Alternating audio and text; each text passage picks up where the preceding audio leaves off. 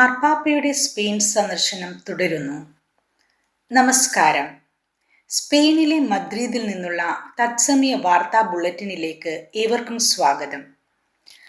ആഗോള കത്തോലിക്ക സഭയുടെ പരമാധ്യക്ഷൻ ലിയോ 14 മാർപ്പാപ്പയുടെ ചരിത്ര പ്രസിദ്ധമായ യൂറോപ്യൻ പര്യടനം 3-ാം ദിവസത്തിലേക്ക് കടന്നിരിക്കുകയാണ്.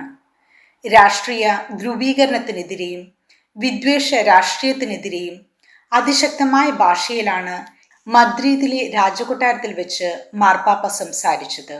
ഫിലിപ്പ് 6 രാജാവ്, ലെറ്റീഷ്യ രാജ്ഞി, സ്പാനിഷ് പ്രധാനമന്ത്രി പെഡ്രോ സാഞ്ചസ് എന്നിവരടങ്ങിയ പ്രമുഖ സദസ്സിനെ സാക്ഷി നിർത്തിയാണ് മാർപ്പാപ്പയുടെ ഈ നിർണായക പ്രഖ്യാപനം.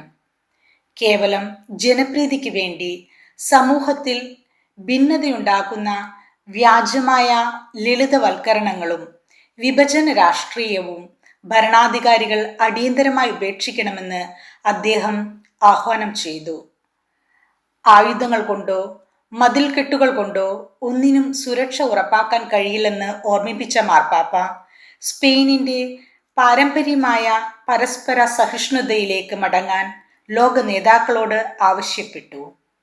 പ്ലാസ ദെ സിബിലസിൽ ജനസാഗരം, വിശുദ്ധ കുർബാനയും മാധ്യസ്ഥ പ്രാർത്ഥനയും. മദ്രിദിന്റെ ഹൃദയഭാഗമായ പ്ലാസ ദെ സിബിലസിൽ നടന്ന വിശുദ്ധ കുർബാനയിലും കോർപ്പസ് ക്രിസ്റ്റി പ്രൊസഷനിലും സാക്ഷ്യം വഹിച്ചത് അത്ഭുതപൂർവമായ ജനസാഗരമാണ്. പ്രാദേശിക അധികാരികളുടെ കണക്കനുസരിച്ച് 10 ലക്ഷത്തിലധികം വിശ്വാസികളാണ് പ്രാർത്ഥനയോടെ മദ്രിദിലെ തെരുവുകളിൽ ഒത്തുകൂടിയത്.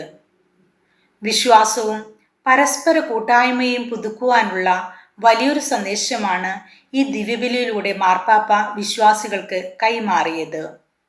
ഈ സന്ദർശനത്തിന്റെ ഏറ്റവും കാതലായ ഭാഗം കാനറി ദ്വീപുകളിലേക്കുള്ള യാത്രയാണ്.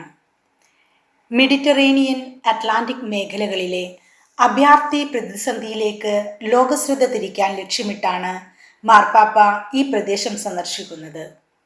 അഭയാർത്ഥികളോട് മാനുഷികമായ പരിഗണന കാണിക്കാൻ യൂറോപ്പ് തയ്യാറാകണമെന്ന ശക്തമായ സന്ദേശം അദ്ദേഹം അവിടെ വെച്ചു നൽകും. കൂടുതൽ അന്താരാഷ്ട്ര വാർത്തകളുമായി വാർത്താ ബുള്ളറ്റിൻ തുടരും.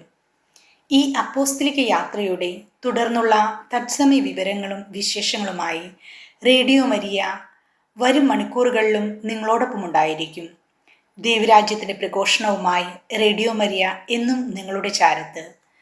വത്തിക്കാനിൽ നിന്നും നിങ്ങൾക്ക് വേണ്ടി ഞാൻ രാജി അനൂപ്. നന്ദി.